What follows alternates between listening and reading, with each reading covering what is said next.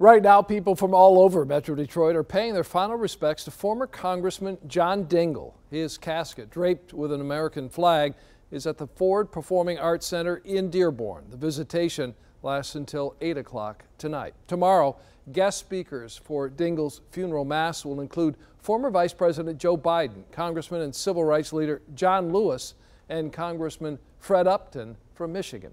7 Action News reporter Kim Russell has been at the visitation all day. She joins us now with more on what people are saying about the legacy left behind by John Dingell. And that line, Kim, we saw it earlier today. It's not getting any shorter, is it? Yes, the line right now, it's about a 2-hour-long wait to pay respect to Representative John Dingell.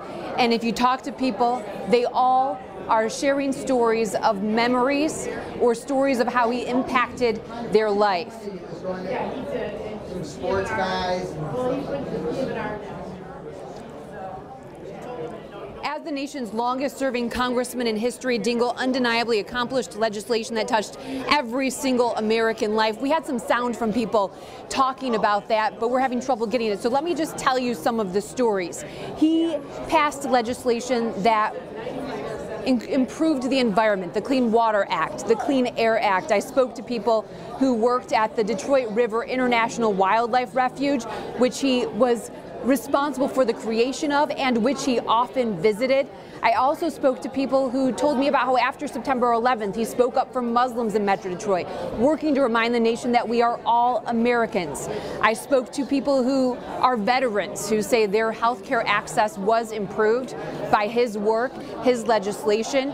I spoke to his family, and they told me that he was most proud of his work to improve access to health care. In 1965, he presided over Congress as Medicaid and Medicare became law, improving health opportunities for so many people.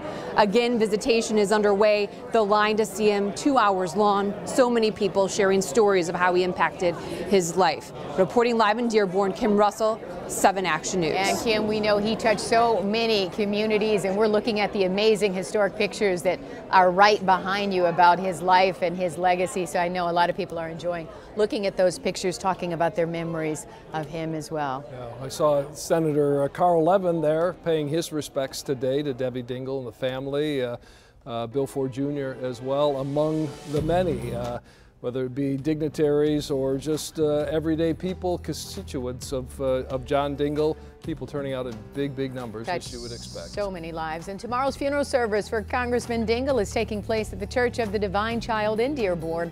Our live coverage will be getting underway at 9 a.m. right here on 7. We'll also have it streaming for you on WXYZ.com and, of course, on our Facebook page.